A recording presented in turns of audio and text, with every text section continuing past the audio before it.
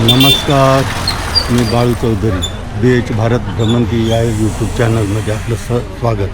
मित्रांनो, मी आता बोरगावमध्ये आहे आणि ह्या बोरगावमध्ये रास्ता रोको, शेतकऱ्यांनी रास्ता रोको केलेला आहे आणि त्याचं कव्हरेज मी तुम्हाला आता दाखवणार आहे. समोर बघू शकताय की बोरगावच्या वेशीपासून थेट ह्या गाड्या आहेत उभ्या इथं आणि ह्या ठिकाणी त्यांनी रास्ता रोको केलेला आहे. हे शेतकरी आहेत आणि आता नाश्ता वगैरे त्यांनी केलेला आहे.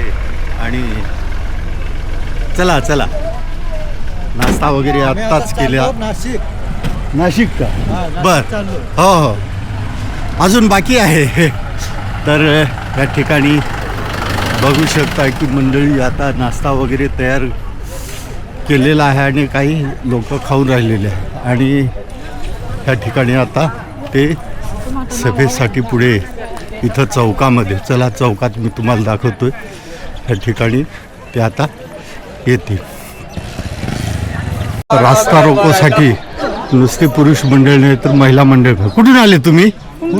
खुंटविहीरहून. हां हां, राऊत साहेबांच्या गावाहून. बरोबर बरं, ठीक आहे. पहा, खुंटविहीर तालुक्यातल्या कानाकोपऱ्यामधून ही मंडळी इथं आज उपस्थित आहे. पुढे गेल्यानंतर आपण विचारूया त्यांच्या मागण्या काय आहेत आणि कशासाठी त्यांनी रास्ता रोको केलेला आहे, याचं कव्हरेज आपल्याला पाहायला भेटेल. नमस्ते.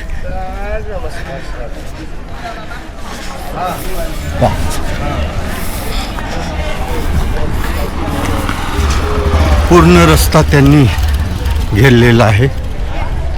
आता सकाळची वेळ आहे आणि काही लोक नाश्ता बनवून राहिलेले आहेत. काहींनी नाश्ता केला आणि पुढच्या जयंतीसाठी इथं ते तयार आहेत. पण चला बघू.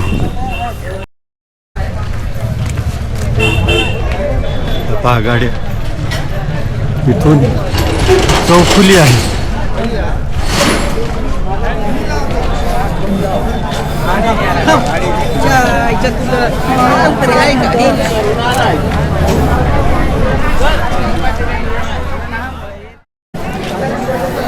त्या बाजूने नाशिकहून येणारी वाहतूक आहे, पूर्ण पाठीमागं बंद केलेली आहे. आणि इकडे गुजरातहून येणारी वाहतूक आहे, ती पण बंद केलेली आहे. त्या ठिकाणी कळवण, त्याच्यानंतर पाठीमागं सुरगाणा, अशा प्रकारची ही चौफुली आहे. आणि हा रस्ता इथं पूर्ण बंद. ह्या ठिकाणी शेतकऱ्यांनी ठिय्या मारलेला आहे, पाहू शकताय.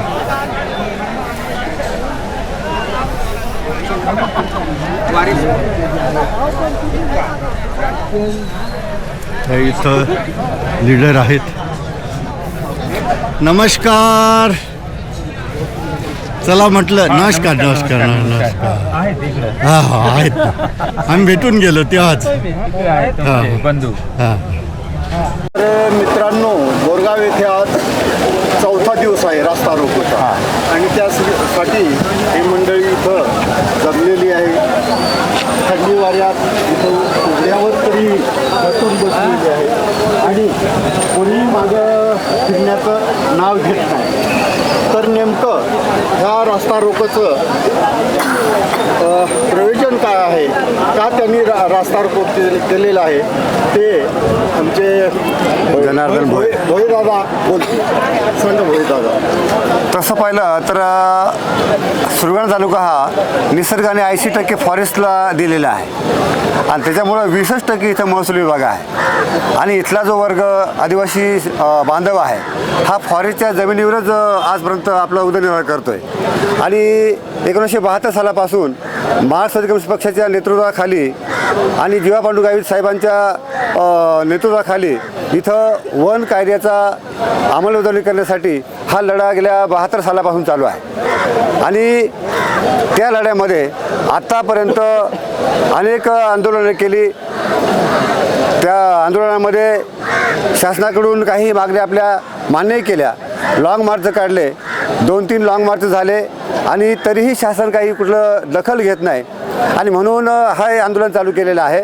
हे आंदोलनामध्ये आमची एकच मागणी आहे, जो वनपट्टाधारक आहे त्या वनपट्टाधारकाला जमीन दिलेली आहे, परंतु जो कब्जा आहे त्या कब्ज्यामध्ये आमच्या बांधवांची जमीन 5 एकर 7 एकर 10 एकरपर्यंत आहे, परंतु संबंधित सरकारने जे काही आताचं सरकार आहे यांनी फक्त जे सातबाऱ्यावरती आमचं जे काही सर्टिफिकेट दिलेलं आहे त्या सर्टिफिकेटमध्ये 20 गुंठ 10 गुंठ 15 गुंठ 1 एकर याच्या पुढे काही आमचं क्षेत्र वाढलेलं नाही आणि आमची खरी तीच मागणी आहे की आमचा जो कब्जा आहे त्या कब्जामध्ये असलेली आमची जमीन आहे ती आमची संपूर्ण जमीन ताब्यात मिळावी यासाठी आमचं हे आंदोलन आहे.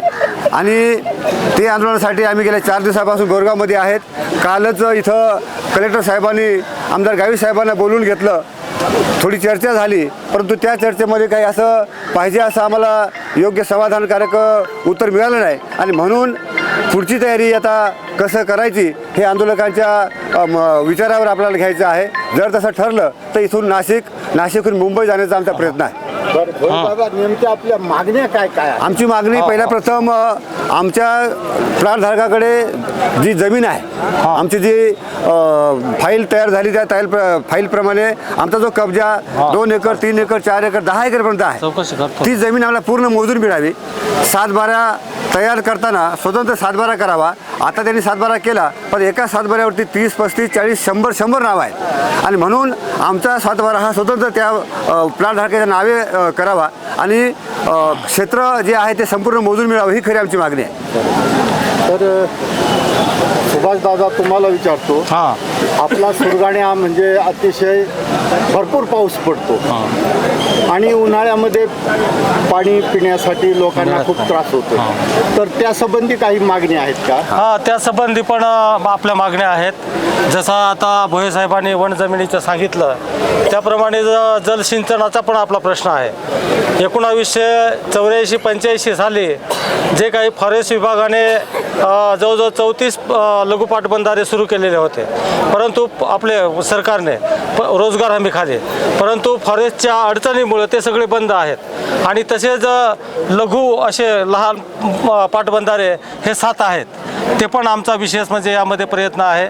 आज सरकारने होऊ घातलेलं जे काही नार पार प्रकल्प, जो काही नद्या वळवायचा असा प्रकल्प आहे, त्यामध्ये सुरगाणा तालुक्यात आणि अन्य भागामध्ये एकूण 7 धरणं होणार आहेत. त्यात काही आपले लोक विस्थापित पण होणार आहेत. त्याकरता पण आपलं मत आहे की इथं जे काही धरणं होतील त्यात आमचा माणूस विस्थापित होणार नाही आणि विस्थापित न होता तुम्ही लिफ्टद्वारे पाणी उचलून आणि घेऊन जा, अशा प्रकारचा पण प्रश्न आहे. दुसरा प्रश्न वन जमिनीच्या बाबतीत आहे. जशी आपली रेग्युलरची जमीन आहे त्याला आपल्याला सरकार बोनस देत आहे धानचं, तसं वन जमिनीला अजिबात काही बोनस देत नाही. कारण मगाशी भोये साहेबांनी सांगितलं की आपला 7/12 जो झालेला आहे त्यांनी 100च सांगितले असं नाही आहे. 200-250 लोकांची नावं एका 7/12वर आहेत. तर ते आपली मागणी जी आहे, आमचा 7/12 स्वतंत्र झाले पाहिजे, आमच्या कब्जात असलेली जमीन आम्हाला मिळाली पाहिजे आणि त्याच्यावर आम्हाला स्वतंत्र बोनस मिळाला पाहिजे. अशा विविध, मग शैक्षणिक आहे, रस्ते खराब आहेत त्याबाबत आहे, आरोग्याचे प्रश्न आहेत, असे एकच प्रश्न नाही तर विविध प्रश्न घेऊन आम्ही आज 4 दिवस जे झाले इथं बोरगावला मुक्कामी आहोत. थंडीचा एकदम कडाका आहे. हे इथं हा आपले टाकलेला आहे वर मंडप, हा मंडप रात्री भिजून खाली पडतोय तरीही लोक अजिबात डगमगत नाही. आता आमचे कॉम्रेड गावित साहेबांनी काल चर्चा केली सर्वांशी. आज नेमका काय निर्णय होतोय, इथून जे आहे पायी नाशिकपर्यंत जायचं आणि नाशिकलाही जाऊन जर आमच्या प्रश्नाला काही म्हणजे त्याला मागणीला काही उत्तर मिळालं नाही तर हळूहळू मागं जा लाँग मार्च आमचा झाला. लाँग मार्च जो झाला तो एकदम म्हणजे पूर्ण जगात नोंदवला जाईल अशा प्रकारचा झाला त्यानंतर आता हा आम्ही तिसरा लाँग मार्च काढतोय. आमचं जर सरकारने म्हणणं जे आहे ते नाशिकला ऐकलं नाही तर आम्ही हळूहळू मुंबईकडं सगळे कूच करणार आहोत. आमचे लोक पण तयारच आहेत. किती दिवस लढायचं? लोकांचे प्रश्न आहेत. सरकार जे आहे करोडो लाखो एकर जमीन जी आहे ती कारखानदारांना देत आहे. आमची मागणी हीच आहे की आमच्या ताब्यात असलेली 10 एकरपर्यंतची जमीन, म्हणजे आम्हाकडे सगळ्यांकडे 10 एकर नाही आहे. कोणाकडे 5 एकर आहे, कोणाकडे 2 एकर आहे, एखाद्याकडे 30 एकर आहे. आम्हाला 30 एकरही घ्यायची नाही. सरकारच्या निर्णयाप्रमाणे आम्हाला 10 एकरपर्यंतची जमीन आणि ज्याच्या ताब्यात आहे तेवढी जमीन मिळावी ही प्रामुख्याने मागणी आहे. आणि त्यातल्या ज्या काही त्रुटी आहेत त्याचा स्वतंत्र सातबारा व्हावा. आमच्या ताब्यात असलेलं क्षेत्र आम्हाला मिळावं आणि त्याच्यावर ज्या काही योजना मिळतील त्या सरकारने कार्यान्वित कराव्या या मागण्यांकरता आमचा लाँग मार्च आहे. तर आता दादा इथं 4 दिवस झाले. तर इथं आता आपल्या तालुक्यातील गरीब दुबळे सगळे शेतकरी इथं उपस्थित आहेत. मग इथं मुक्काम राहतात, त्यांना जेवणा इथं जे सगळे लोक आलेले आहेत आता हे सगळ्या तालुक्यातील म्हणजे पुरुष स्त्री आहेत आणि हे सगळे प्लॉटधारक आहेत, काही पेन्शनर आहेत, म्हणजे हे सगळ्या माध्यमातील लोक आहेत आणि ते त्यांची तयारी करून घेऊन आलेले आहेत. प्रत्येकाने तांदूळ, त्याचा लागणारा शिदा वगैरे घेऊन आलेला आहे. एखाद्या आजारी असेल तर त्याच्या तो गोळ्या घेऊन आलेला आहे. अंथरूण पांघरूण वगैरे सगळं घेऊन आलेले आहेत आणि आपल्या ह्या गाडीमध्ये सरपण, आपले चूल करण्याकरता मोठाल्या दगडा वगैरे सगळं तयारीत आहेत. त्यामुळं आमच्या ज्या मागण्या पूर्ण होईपर्यंत हे लोक अजिबात डगमगणार नाही आणि हा मोर्चा जो आहे तो आमचा जोपर्यंत मागण्या होत नाही तोपर्यंत आम्ही नाशिकला नाही झाला तर विधानसभेपर्यंत जाण्याची आमची तयारी आहे. मग त्याला महिनाभर जरी लागला तरी आम्ही चालत राहू. हे सगळ्यांनी ठाम निर्णय घेतलेला आहे. आर्या पार. हो, बरोबर, शेवटचीच लढाई आहे. आर्या पार. एक तर आम्हाला आमच्या ज्या मागण्या आहेत त्या पूर्ण करा, नाहीतर आम्ही इथंच राहू. हो, बरोबर, असंच आहे.